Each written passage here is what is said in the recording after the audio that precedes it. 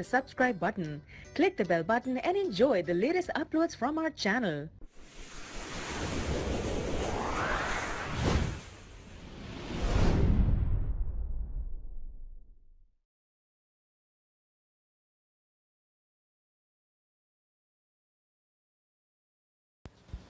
बिस्मिल्लाहिर्रहमानिर्रहीम।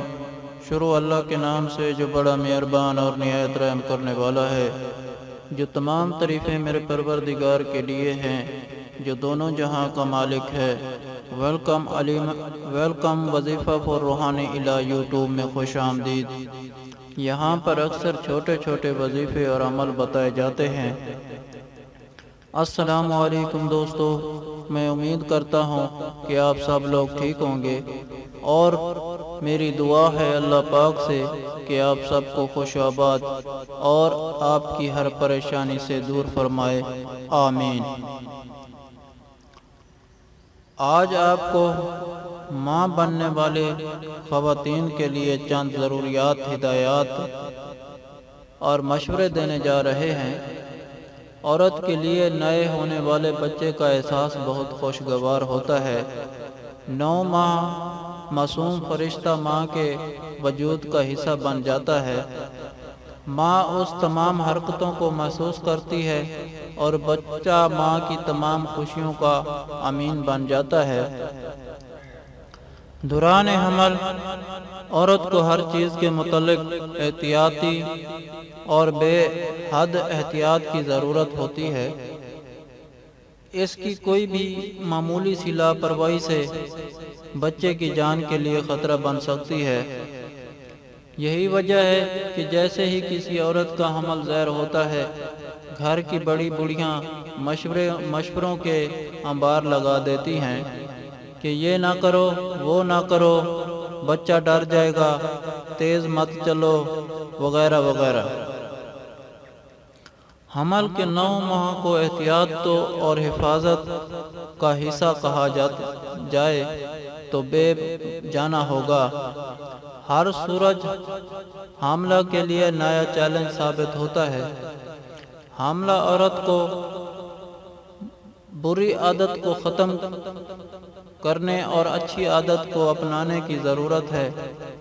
अच्छी और बुरी आदतों से बदलना, क्योंकि यहाँ आपके बच्चे की ज़िंदगी का सवाल है। दौरान हमल अहम बुनियादी एहतियाती तदाबीर हैं जिनका आज हम जिक्र करेंगे और इंशाअल्लाह आप जब इन पर अमल करेंगे तो आपको ये महसूस होगा कि आपका बच्चा जब पैदा होगा तो वो बहुत सारी बलाओं और मुसीबतों और बीमारियों से महफूज रहेगा। तो इस वीडियो की तफसील बताने से पहले आपसे हमेशा की तरह आज भी छोटी सी गुजारिश करना चाहता हूँ।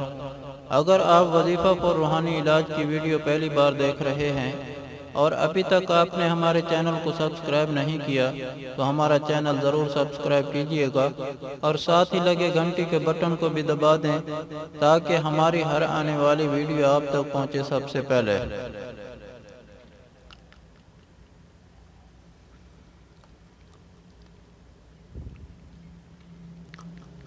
नंबर 1,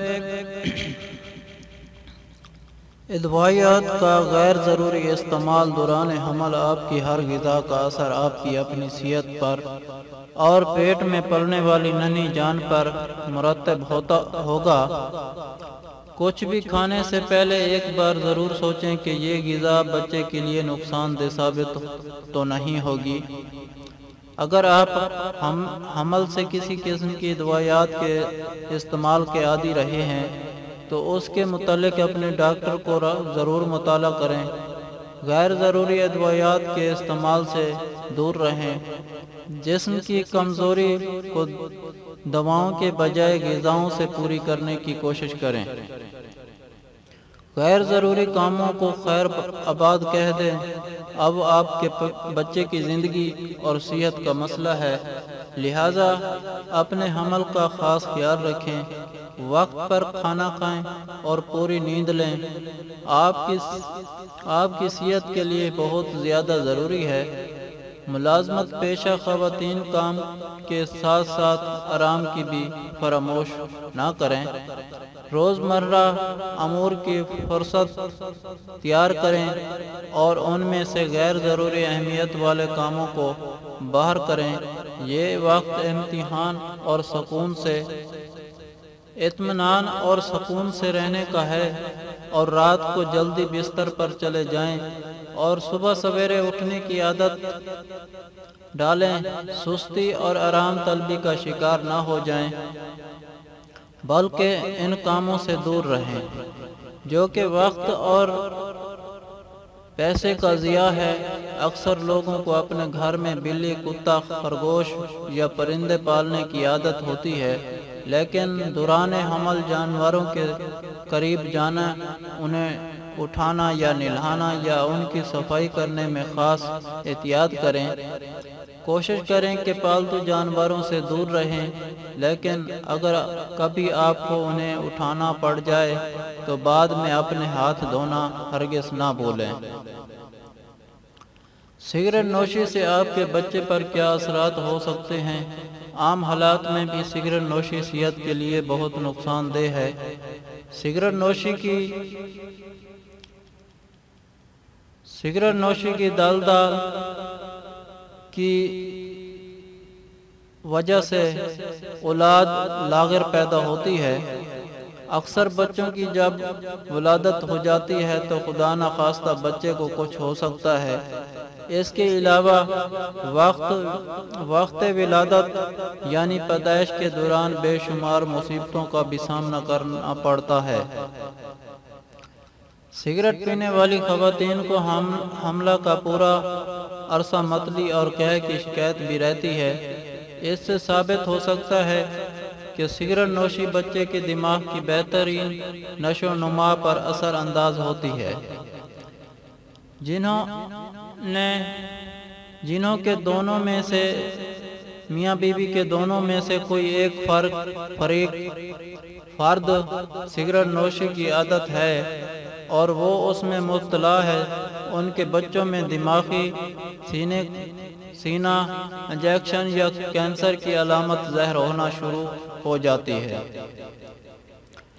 جو بچے سگریٹ نوشی والدین کے ساتھ چلتے پھرتے ہیں، پلتے پھولتے ہیں اور ان کی پرورش کرتے ہیں، ان میں شرائع اموات مجموعی طور پر زیادہ ہوتی ہیں۔ ایسے بچوں کے والدین کو سگریٹ نوشی کو الوداع کہنے کے لیے یہ مناسب وقت ہے کہ بچے کو سگریٹ کے دھوئیں سے محفوظ رکھیں اور اپنے آپ کو قبض نہ ہونے دیں۔ اس بیماری کی جڑ کہا جاتا ہے۔